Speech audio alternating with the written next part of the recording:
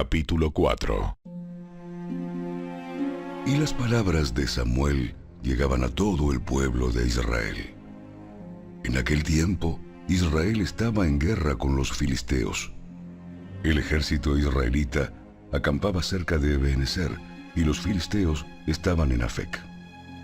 Los filisteos atacaron al ejército de Israel y lo derrotaron matando a 4,000 hombres.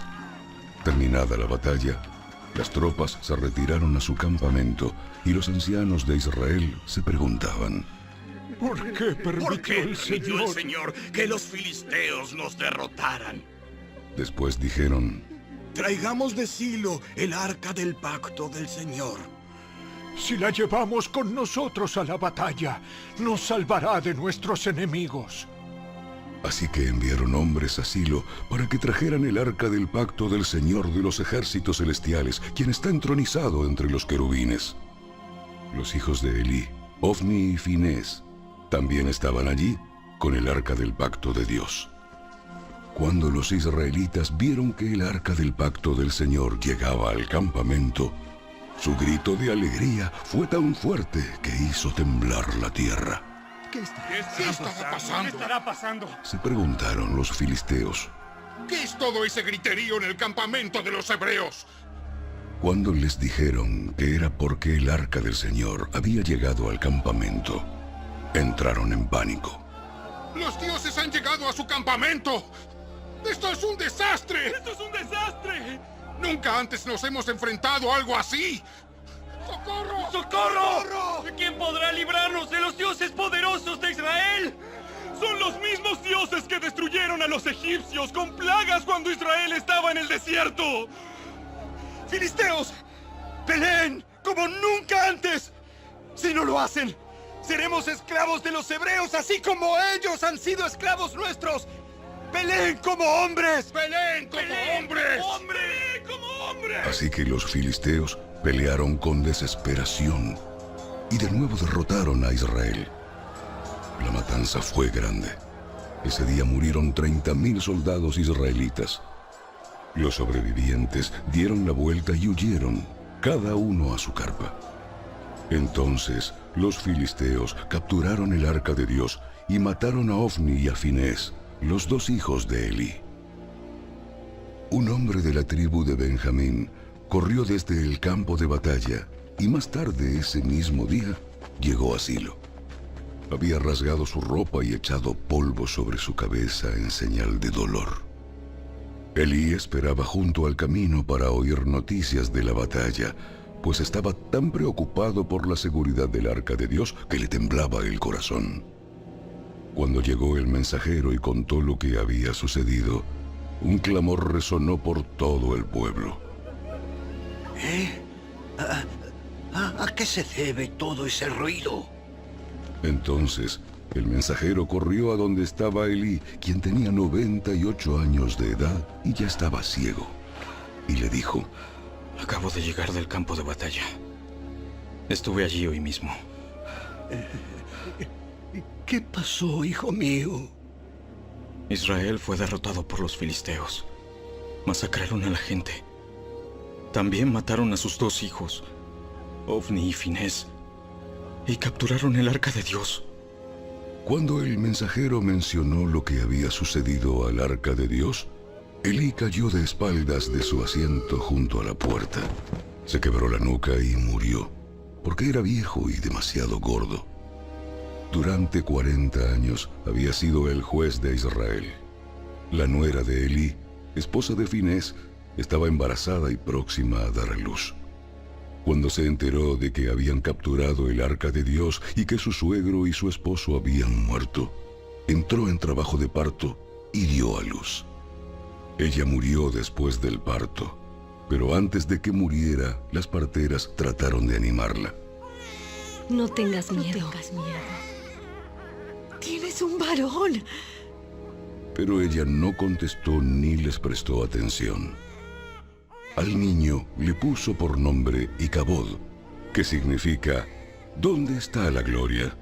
Porque dijo: la gloria de Israel se ha ido. Le puso ese nombre porque el arca de Dios había sido capturada y porque murieron su suegro y su esposo. Y luego dijo: La gloria se ha ido de Israel, porque el arca de Dios ha sido capturada.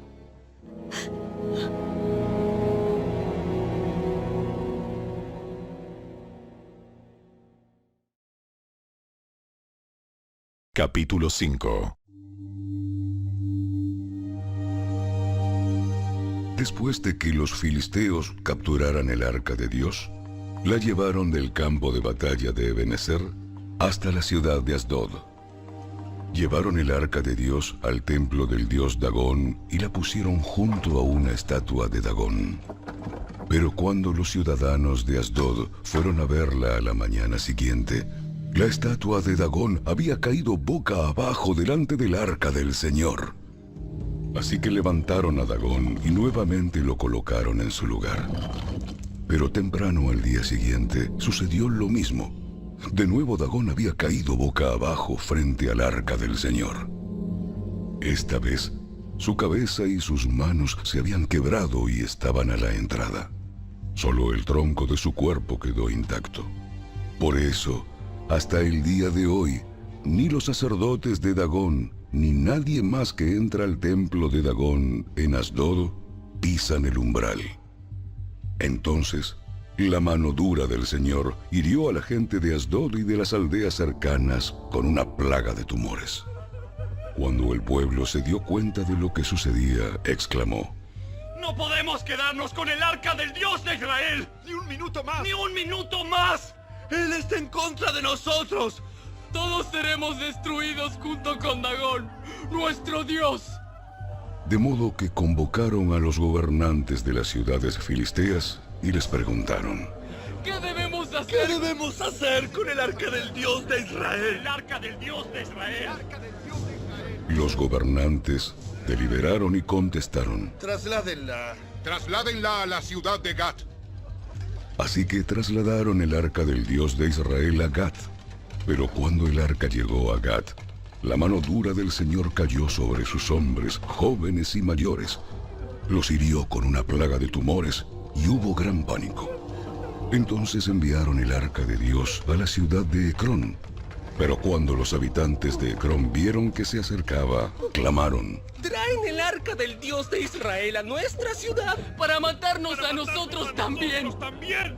Entonces, el pueblo volvió a llamar a los gobernantes filisteos y les suplicó: Por favor, regresen el arca del Dios de Israel a su propio país o nos matará a todos. ¡Nos matará a todos! Pues ya había comenzado la plaga mortal enviada por Dios, y un gran temor se apoderaba del pueblo. Los que no morían sufrían de tumores, y el clamor del pueblo ascendió al cielo.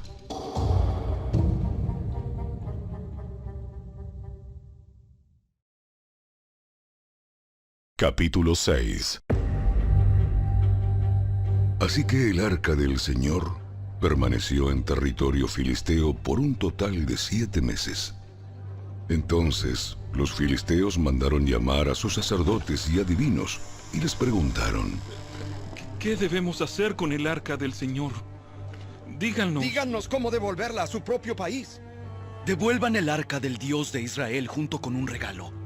Envíen una ofrenda por la culpa, para que la plaga se detenga. Entonces, si se sanan, sabrán que fue la mano de Dios la que causó esta plaga. ¿Qué clase de ofrenda? ¿Qué clase de ofrenda por la culpa debemos enviar? Ya que la plaga los hirió a ustedes y a sus 5 gobernantes, elaboren 5 tumores de oro y 5 ratas de oro como los que asolaron la tierra. Hagan estas cosas para demostrar su respeto al Dios de Israel. Tal vez entonces Él deje de afligirlos a ustedes, a sus dioses y a su tierra. No sean tercos y rebeldes como lo fueron Faraón y los egipcios. Cuando Dios terminó con ellos, estaban deseosos de dejar ir a Israel. Así que construyan una carreta nueva y busquen 2 vacas que acaben de tener cría. Asegúrense de que las vacas nunca hayan llevado yugo. Engánchenlas a la carreta, pero encierren sus becerros en un corral. pongan el arca del Señor en la carreta y junto a ella coloquen un cofre con las ratas de oro y los tumores de oro que estarán enviando como ofrenda por la culpa. Después, dejen que las vacas vayan por donde quieran. Si cruzan la frontera de nuestra tierra y van hacia Bet-Semes, sabremos que fue el Señor quien trajo este terrible desastre sobre nosotros. Si no la cruzan, sabremos que no fue la mano de Dios que causó esta plaga. Más bien sucedió por pura casualidad. Así que llevaron a cabo las instrucciones. Engancharon 2 vacas a la carreta y encerraron sus crías en un corral. Luego pusieron el arca del Señor en la carreta junto con el cofre que contenía los tumores y las ratas de oro. Y efectivamente, las vacas, sin desviarse a ningún lado, siguieron directo por el camino hacia Bet-Semes, mugiendo por todo el camino. Los gobernantes filisteos la siguieron hasta los límites de Bet-Semes. Ahora bien, los habitantes de Bet-Semes estaban cosechando trigo en el valle, y cuando vieron el arca, se llenaron de alegría. La carreta entró en el campo de un hombre llamado Josué y se detuvo junto a una roca grande. Entonces, la gente hizo pedazos la madera de la carreta para leña, mató a las 2 vacas y las sacrificó al Señor como ofrenda quemada. Varios hombres de la tribu de Leví levantaron de la carreta el arca del Señor y el cofre que contenía las ratas y los tumores de oro, y los pusieron sobre la roca grande. En ese día, el pueblo de Bet-Semes ofreció muchos sacrificios y ofrendas quemadas al Señor. Los 5 gobernantes filisteos observaron todo esto y luego regresaron a Ecrón ese mismo día.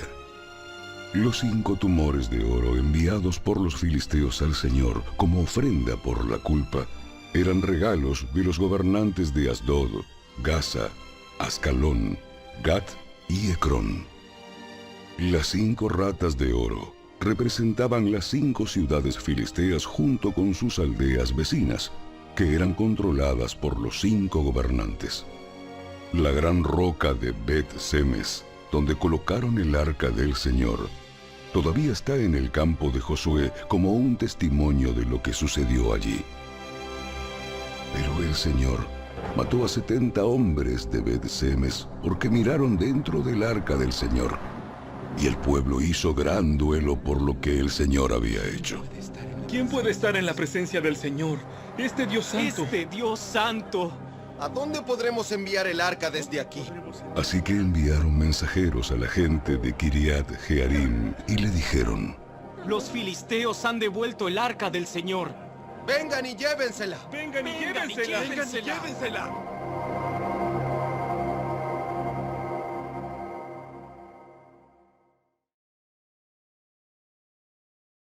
Capítulo 7. Entonces, los hombres de Kiriat Jearim fueron por el arca del Señor. La llevaron a la casa de Abinadab, que estaba en las laderas, y comisionaron a su hijo Eleazar para que se encargara de ella. El arca permaneció en Kiriat Jearim mucho tiempo, 20 años en total. Durante ese tiempo, todos los israelitas se lamentaron porque parecía que el Señor los había abandonado.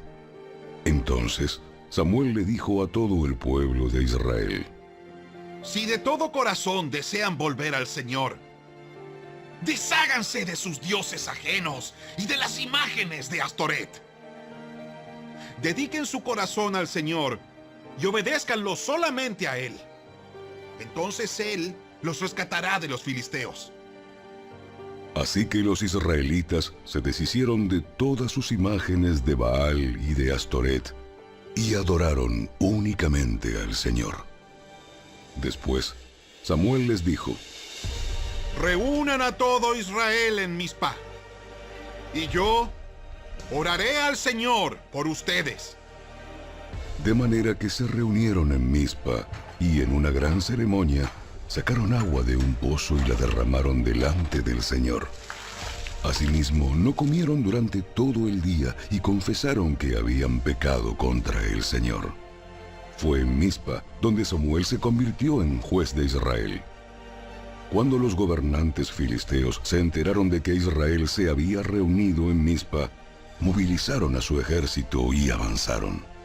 El miedo invadió a los israelitas cuando supieron que los filisteos se acercaban. No dejes de rogarle al Señor nuestro Dios que nos salve de los filisteos. Que nos salve de los filisteos. Entonces Samuel tomó un cordero y lo ofreció al Señor como ofrenda quemada entera. Rogó al Señor que ayudara a Israel y el Señor le contestó. Entonces, justo en el momento en que Samuel sacrificaba la ofrenda quemada, llegaron los filisteos para atacar a Israel. Pero ese día, el Señor habló con una poderosa voz de trueno desde el cielo y causó tal confusión entre los filisteos que los israelitas los derrotaron. Los hombres de Israel los persiguieron desde Mizpa hasta un lugar abajo de Bet-car, matándolos a lo largo del camino. Luego Samuel tomó una piedra grande y la colocó entre las ciudades de Mizpa y Gesana. La llamó Ebenezer, que significa la piedra de ayuda, porque dijo: hasta aquí el Señor nos ha ayudado. De modo que los filisteos fueron sometidos y no volvieron a invadir a Israel por algún tiempo. Y durante toda la vida de Samuel, la mano poderosa del Señor se levantó contra los filisteos. Entonces fueron restituidas a Israel las aldeas cercanas a Ecrón y Gat, que los filisteos habían tomado, junto con el resto del territorio que habían tomado de Israel. Y en esos días hubo paz entre los israelitas y los amorreos. Samuel continuó como juez de Israel por el resto de su vida. Cada año hacía un recorrido y estableció su tribunal, primero en Betel, luego en Gilgal y después en Mizpa. Juzgaba al pueblo de Israel en cada uno de estos lugares. Luego regresaba a su hogar en Ramá, donde también atendía otros casos. En Ramá, Samuel construyó un altar al Señor.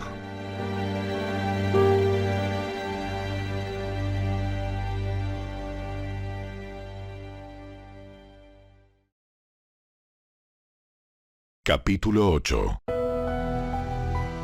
Cuando Samuel envejeció, nombró a sus hijos como jueces de Israel. Joel y Abías, sus hijos mayores, establecieron su corte en Beerseba. Pero ellos no eran como su padre, porque codiciaban el dinero, aceptaban sobornos y pervertían la justicia. Finalmente, todos los ancianos de Israel se reunieron en Ramá para hablar del asunto con Samuel.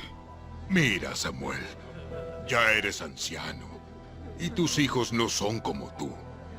Danos un rey para que nos juzgue, así como lo tienen las demás naciones. Samuel se disgustó con esta petición y fue al Señor en busca de orientación. Haz todo lo que te digan, porque me están rechazando a mí y no a ti. Ya no quieren que yo siga siendo su rey. Desde que los saqué de Egipto, me han abandonado continuamente y han seguido a otros dioses. Y ahora te tratan a ti de la misma manera.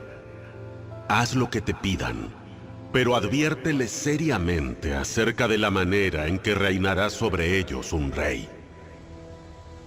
Entonces Samuel transmitió la advertencia del Señor al pueblo que pedía un rey.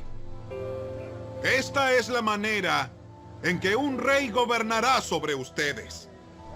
El rey reclutará en el ejército a los hijos de ustedes y los asignará a los carros de guerra y a sus conductores, y los hará correr delante de sus carros. Algunos serán generales y capitanes del ejército. Otros serán obligados a arar y a cosechar los cultivos del rey. Y otros harán las armas y el equipo para los carros de guerra. El rey tomará a las hijas de ustedes y las obligará a cocinar, a hornear y a hacer perfumes para él. Les quitará a ustedes lo mejor de sus campos, viñedos y huertos de olivos, y se los dará a sus oficiales. Tomará 1/10 parte de su grano y de sus cosechas de uvas, y la repartirá entre sus oficiales y miembros de la corte.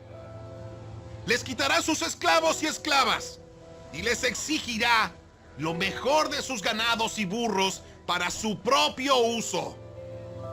Les exigirá la 10ª parte de sus rebaños, y ustedes serán sus esclavos. Cuando llegue ese día, suplicarán ser aliviados de este rey que ahora piden. Pero entonces, el Señor no los ayudará. Sin embargo, el pueblo se negó a escuchar la advertencia de Samuel. Aún así, todavía queremos un rey. Nuestro deseo es ser como las naciones que nos rodean. El rey nos juzgará y será nuestro líder en las batallas. Así que Samuel le repitió al Señor lo que el pueblo dijo. Y el Señor respondió: Haz lo que te piden y dales un rey. Entonces Samuel estuvo de acuerdo y los envió a sus casas.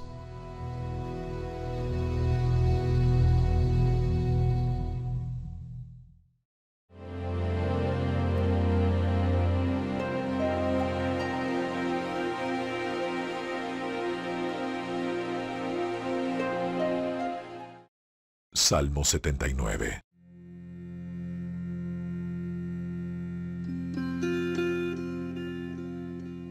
Oh Dios, naciones paganas conquistaron tu tierra, tu posesión más preciada.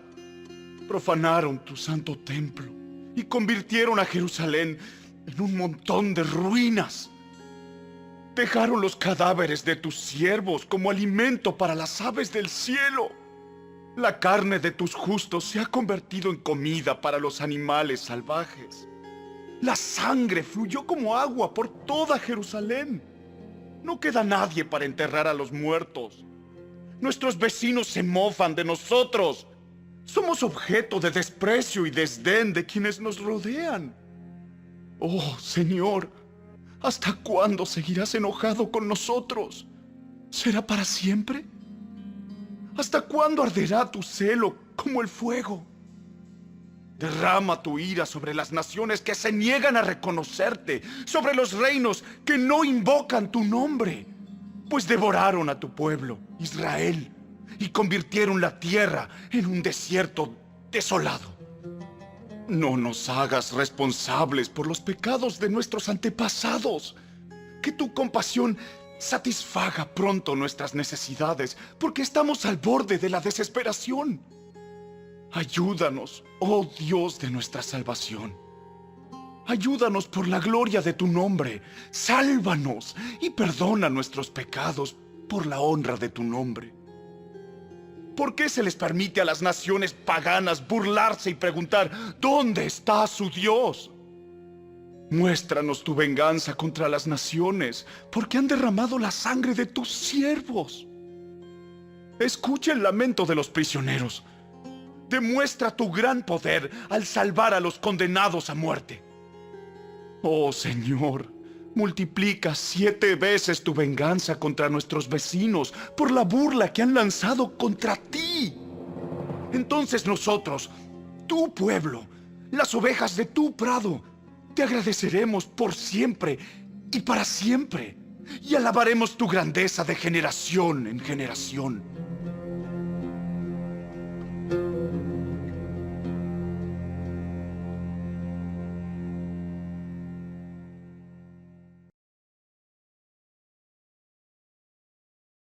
Toda la escritura es inspirada por Dios y es útil para enseñarnos lo que es verdad y para hacernos ver lo que está mal en nuestra vida. Nos corrige cuando estamos equivocados y nos enseña a hacer lo correcto.